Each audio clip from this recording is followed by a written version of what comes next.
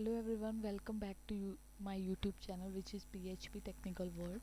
सो आज मैं आपके साथ डिस्कस करूँगी रेस्ट APIs की। इसमें मैं मेन आपको बताऊँगी कि रेस्ट API होती क्या है और इसमें हम क्या यूज़ मतलब किस चीज़ के लिए हम यूज़ करते हैं, इसका बेसिक यूज़ क्या है। चलो स्टार्ट करते हैं। फर्स्ट इसमें है full form of rest. Rest की फुल फॉर्म क्या है? Rest means representational, state and transfer. इसमें हमारे पास तीन टर्म है, representational, state and transfer. REST is an architecture style which is based on web standard and HTTP protocol. एक REST एक architecture style है जो कि किसके ऊपर बेस्ड है? वेब स्टैंडर्ड और HTTP प्रोटोकॉल के ऊपर। In a rest based architecture everything is resource. जो रेस्ट बेस्ड आर्किटेक्चर होता है उसके अंदर रिसोर्स ही सब कुछ होता है।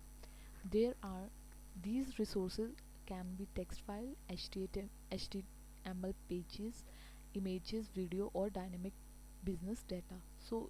इसके अंदर रिसोर्सेज कुछ भी हो सकती हैं। टेक्स्ट फाइल हो सकती हैं, HTML पेज हो सकता है, इमेज हो सकती है, वीडियो हो सकती है, डायनेमिक बिजनेस डाटा हो सकता है। Resources is accessed by a common interface based on HTTP standard method. जो रिसोर्स होती है वो एक्सेस कहाँ से होती है? एक कॉमन इंटरफेस होता है HTTP स्टैंडर्ड मेथड से। You you typically based a REST server which provide access to the resource and a REST client which access and modify the REST resources. इस केस में हमारे पास क्या होता है? REST server एक्सेस होता है resources के through and a client which access and modify the rest resources. Every resources should support the HTTP common operation. इस केस में क्या होता है? हर जो भी हमारे पास रिसोर्सेज हैं उसको सपोर्ट किया जाता है HTTP कॉमन ऑपरेशन से। Resources are identified by global ID, which are typically URIs or URLs. REST allowed that resource have different representational example text, XML and JSON.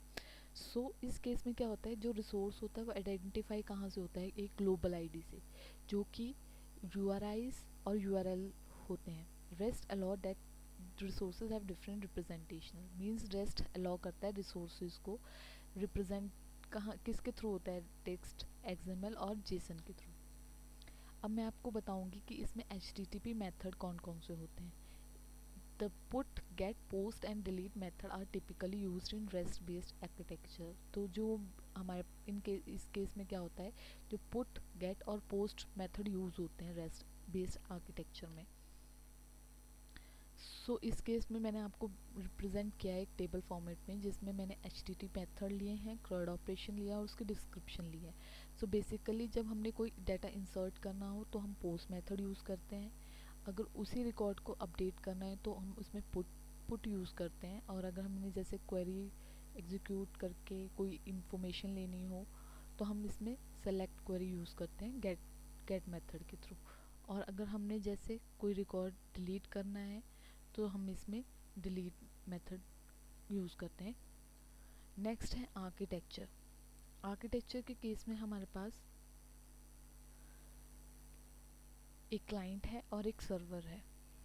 इस केस में क्लाइंट हमारे पास Android, iPhone operating system कुछ या web based app होती हैं। और क्या client क्या करता है? बेसिकली सर्वर को रिक्वेस्ट भेजता है, HTTP रिक्वेस्ट। उस केस में हमारे पास REST API या अपाचे वेब सर्वर के थ्रू सिंक होता है किसके साथ? MySQL के साथ। जैसे हमने REST API में कोई कोड लिखा, जैसे हमने कोई वैल्यू फेच करनी है तो वो सब हमारे डेटाबेस के थ्रू, क्वेरीज के थ्रू फेच होता है। उसके बाद जब हमारे पास रिक्वेस्ट सेंड हुई सर्वर में, वो रिस्पॉन्स करती है प्लेन टेक्स्ट रिस्पॉन्स में, या तो वो जेसन फॉर्मेट में होते हैं। अब इस केस में हम एग्जांपल लेके चलती हूँ, आपको बताती हूँ कि किस तरीके से HTTP रिक्वेस्ट सेंड होती है। ये हमारे पास पहला होता है रिक्वेस्ट लाइन, जो get doc test dot HTML है।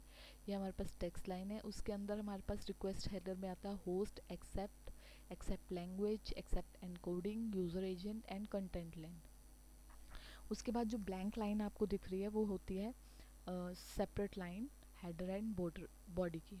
उसके बाद हमारे पास है रिक्वेस्ट मैसेज बॉडी, जिसके अंदर हमने क्वेरी वेरिएबल के थ्रू वैल्यू पास की हुई है क्वेरी लाइन में।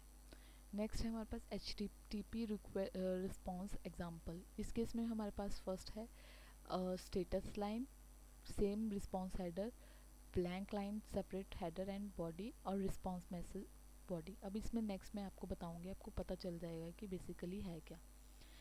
इस केस में हमारे पास जो फर्स्ट इसमें H T T P 1.1 200 okay आ रहा है, इसका मतलब ये है कि ये जो भी हमने रिक्वेस्ट सेंड किए है वो ओके है, मीन्स उसमें कोई एरर नहीं है।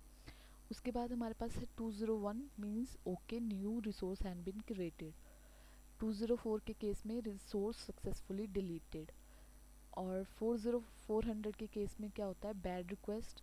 इस केस में ये इशू हो सकता है कि जेसन जो भी रिस्पॉन्स में आ रही है वो इनवैलिड हो। उस केस में हमारे पास 400 H T T P status आता है। उसके बाद 401 है, इसका मतलब ये है कि unauthorize the request requires an authentication. इस केस में आपके पास आपको यूज़र ऑथेंटिकेशन पास करने पड़ेंगे। 403 means forbidden the server understood the request but refuse to access not. इस केस में हमारे पास परमिशन का इशू हो सकता है। 404 के केस में क्या होता है, there is no resource behind the URI. 405 में मेथड आर नॉट अलाउड। 408 में रिक्वेस्ट टाइम आउट। और 500 के केस में इंटरनल सर्वर एरर।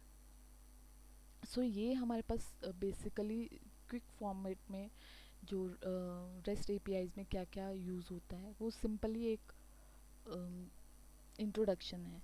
अब नेक्स्ट वीडियो में मैं आपके साथ डिस्कस करूँगी कि हम एपीआईज रेस्ट एपीआईज कैसे क्रिएट कर सकते हैं और पोस्टमैन के थ्रू हम कैसे इसको एक्सेस कर सकते हैं।